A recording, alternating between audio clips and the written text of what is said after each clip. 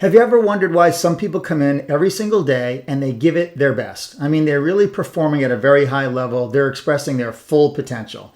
And then other people come in and they're really not. They're not expressing their full potential. They're not giving you their best. You know that they could contribute more. You know they could be speaking up more in meetings. You know they could be adding value, but they're simply not. The reason for this is potential. My name is Phil Ciccio, and today I'm going to share with you really simply why it is that most people aren't expressing their full potential. Now, there have been various studies on this, and several that I've seen have shown me that people basically express about 15% about what they're capable of. I mean, on average, 15%, 1-5, okay? Now, think about that. It's a really low number. And even if you possibly are at the high end of that at 30%, it's still a really low number. And so that was compelling to me. I wondered, why is it that most people aren't really giving it their all? Is it because they can't? Is it because they don't know how? And I began to really dig into this idea of human behavior and potential. And what I found are that there are several reasons, but there are two main reasons why people don't express their full potential. The first one is a lack of self-belief. If a person doesn't believe in themselves, in other words, if they don't believe that they can do something, then they'll behave in harmony with that belief, right? Because your belief drives your behavior unconsciously. And so if I don't believe I can really be extraordinary at something, then I'm not going to behave in such a way that will make me extraordinary. I won't go do the things necessary. I won't study. I won't work hard. I won't read the right books. Just won't do it because I don't believe I can. So that's one thing. That doesn't mean it's true, and just because a person has a belief and they've had it for a really long time doesn't necessarily make it true, but it becomes true to that person, and therefore they behave based on that belief. So that's the number one reason. Now here's where you come in. If you're a leader, a manager, supervisor, team lead, here's where you come in. I'm going to use the word leadership throughout the course of this video and any subsequent videos after this. But what I want to use the word leadership for is because leadership and management are a bit different. It doesn't mean that you can't lead and manage or manage and lead, but I want to make sure that I define leadership a bit as we're going through this. So I'm going to use the word leadership. When you're trying to lead somebody, okay, your goal is to get them to pull out their potential, express their full potential. So the second reason why a person doesn't express their full potential is because they don't have somebody in their life, okay, that believes in them before they believe in themselves. Think about this. That's you, the leader, right? If you don't believe in the person that you're leading, then guess what? They're probably not going to express much of their potential.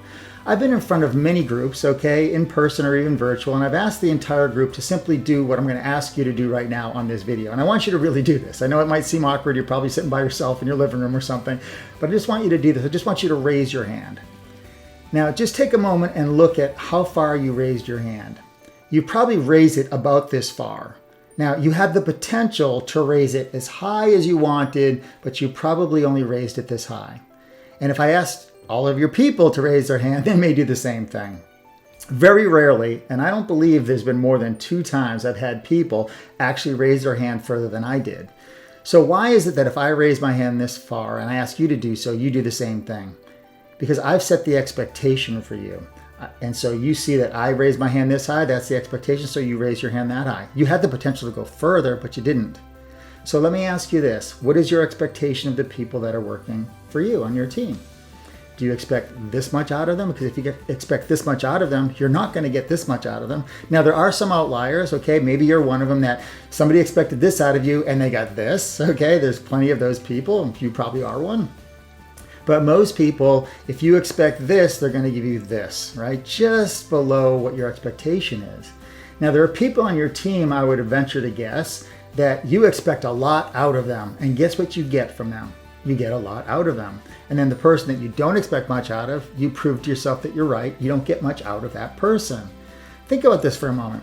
If the two main criteria for a person expressing their full potential is 1, a belief in themselves, and 2, that there's a lack of belief in them from somebody else, and you are the person that could be that conduit to their potential, do you think that that would be a good idea to maybe give a shot?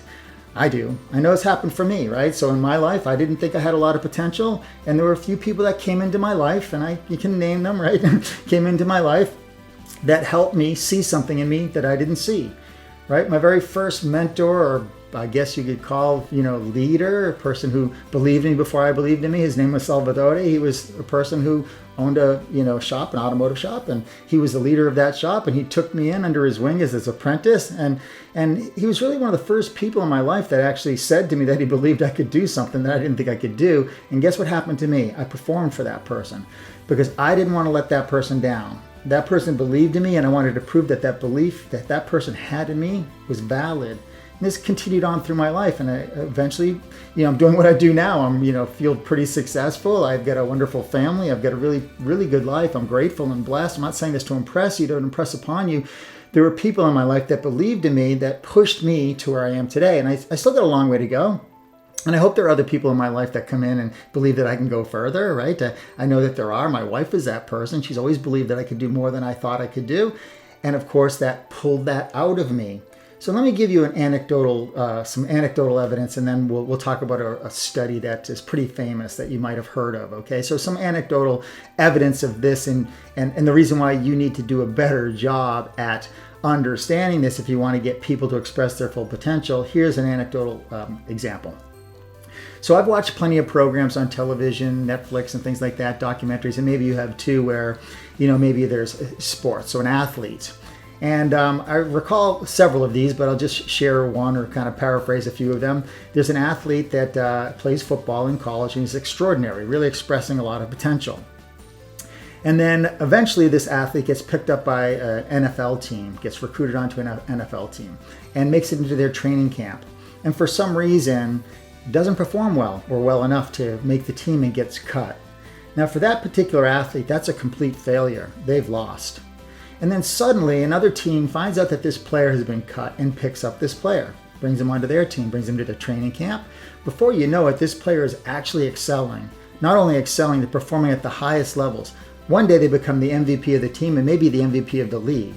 It's the same player with the same physical abilities, the same skill set, the same attitude, the same mindset. Everything's the same. On one team lost and basically failed and got cut. On the other team is a complete rock star. What's the only variable? It's the same player. No one in one team didn't express his or her full potential. In this case, his full potential. On the other team was expressing his full potential. They didn't inject potential into this player. It was already in this player. One coach pulled it out. So the only variable really is the coach, the leader. One coach, one leader didn't see the potential and therefore did not extract it from that player. It was in there. It was bottled up in there, but did not pull it out. The other coach, the other leader, guess what? Saw the potential and found a way to extract that. And this person now is expressing their full potential. You're that coach, right? You're that leader that has to see something in somebody before they see it in themselves. But many managers that I talk to, and I use the word managers intentionally there, many managers that I speak with, they say to me, wow, that person doesn't have what it takes. People said that about me. You don't have what it takes. You're not smart. You're not college material. You'll never make it. Okay? That's what they saw in me. And then other people in my life saw something in me that those people didn't see. And guess what? They helped me pull it out of me. Maybe you're just like me. Maybe you experience this as well. Now let me share with you a study that was done. It's called the PYGMALION study, or the Rosenthal-Jacobson study, where they used children to try to, determine this idea of, can somebody else's belief in a person actually help them to express more of their potential? And so there are a couple of variations of this, but one of them was really simple. They took two classrooms of students, one with students that were identified with high IQ, so the smartest kids in the school, and then another class of students that were identified as the lower IQ in the school. And they separated out these two classrooms. They enlisted two teachers to teach these students, okay? And these teachers didn't know the students, so they didn't know what their capacity was. But they told the teachers the opposite about the students. One teacher was told that the students with the lowest IQ had the highest IQ in the school, and the other teacher was told that the students with the highest IQ had the lowest IQ in the school. Now this is interesting, okay? So they were going to teach these students for just a short period of time, and then the students were going to take a test and test out and see how they did. So they told the teacher that had the students with the lowest IQ in the school that they had the highest IQ in the school, and said, hey, if you love teaching, here's your opportunity. You're going to be able to challenge these students and really have a really great time, really getting them to express themselves. And you're going to see that these students are really brilliant. And guess what? we are assuming that at the end of the time where we're going to be testing them out, they're going to score really, really well in this, probably the highest in the state. This was in California, I believe. Then they told this teacher with the students with the highest IQ that these children had the lowest IQ in the school. And they told this teacher basically, don't expect much out of them. They're not that bright, okay? So take it easy on them, you know. What we're hoping that you can do is help them to at least get a passing grade, right? So just work with them and hopefully you can move them along and get them a passing grade. So these two teachers went to work with these students and they were being monitored. And what was really interesting and astonishing for these the people that were doing the study was this. The entire group of students that had the lower IQ, they actually outperformed the entire group of students with the higher IQ. Now think about that. How is that possible? The teacher, all right, the teacher's belief drove the student's behavior. Now it drove their own behavior. So one teacher believes that they're not very bright, so comes in and takes it easy on them and doesn't really push them that hard and doesn't really help them that much, right? Just gets them to get a passing grade. The teacher that has a belief that these students are brilliant comes in, is excited, is charged up, is helping them, is encouraging them. So the teacher's belief drove the teacher's behavior, and then the student's behavior changed based on the belief that the teacher had in the students. This is extraordinary. You're that teacher. You're that coach. The other example that they used, or the other study, was they did the same thing basically. They basically told teachers that certain students were called bloomers. They were the most likely to succeed as adults. And then they watched these teachers as they were teaching those particular students. Now, these were random students. Nobody knew what their capacity was. I think they used their locker numbers to select them or something like that. And it was interesting. They watched these teachers as they interacted with those particular students. So let's just say a student in the class, the class was asked a question and a student tried to answer it and couldn't get it. The teacher would move on to somebody else.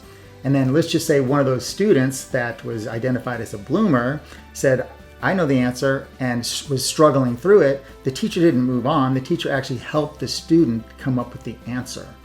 Also, those teachers would go over and lean over that student and point out things and help them out and put a hand on their shoulder and encourage them and stop them after class to give them a little bit of encouragement. Why was the teacher doing that with these particular students and not the others? Because the teacher's belief in that student drove the teacher's behavior unconsciously. Now this is extraordinary to think about it. You're the teacher, you're the coach, you're the leader. So I want you to be thinking about somebody on your team right now that you don't believe in, or you haven't believed in, or you don't see them for what they may be truly inside, right? There's this potential bottled up inside of them that they just haven't expressed yet. And I want you to think about the last time you interacted with that person. And when they came into your space, what showed up? Were you like, what? Which lowers their level of belief in themselves, which is not going to increase their performance. If you lower a person's self-belief by making them feel horrible by your body language, you think you're going to get more out of them? We think we are, but we're not, okay? You're going to get less out of them. So I want you to think about that. I also want you to think about your highest performer when they walk in and they have a question for you. They want to interact with you. What happens to you? You sit up probably. You engage them. You can't wait to talk to them. You make them feel like they're worthy of your attention. And so you lift them up and they perform up, okay? And so I want you to just be aware of this for now, okay? And then start to work on, really simply start to work on what are some simple things that you could do authentically that you could help this other person to see themselves as greater than they are, as better or more higher performer or smarter or whatever it might be. And I promise you, if you start to see this person this way, you start to behave differently based on that view of that person or that belief of this person, you'll see this person's performance begin to rise. Now you might be saying to yourself, I'm just going to wrap up with this because I think it's important. You might be saying to yourself, you know what, I got people on my team, it doesn't matter how much I believe in them, they're not going to do well. Well, I would challenge you on that, and here's how. I want you to think about a time where you actually used the stick or carrot methodology to get this person to do more, okay? So for instance, they weren't performing well, so you hit them with a metaphorical stick, because most people, managers, use stick and carrot, right? So you hit this person with a metaphorical stick, and so you say, if you don't do better, bad things will happen. What happened to that person's performance? Did it go up? If it did, which more than likely it did, okay, or if you gave them a carrot and you incentivized them and it went up, which if you did, it more than likely did. If their performance improved based on hitting them with a stick or giving them the carrot, what does that tell you? It tells you that they have the potential. Now, of course, hitting them with a stick is a temporary motivator. So as soon as the sting of the stick goes away, they go back to their old behavior. And that's why you think, no, they don't have what it takes. But if they've notched up, if they've done better, then it's inside there. You just need to find a way to sustain that performance, okay? And so pay attention, okay, to what's going on in that environment and what you're doing. And I promise you, it'll make a difference for them. It'll make a difference for you. And guess what? That person might be talking about you one day as the coach or the leader that changed their life. Thanks for watching.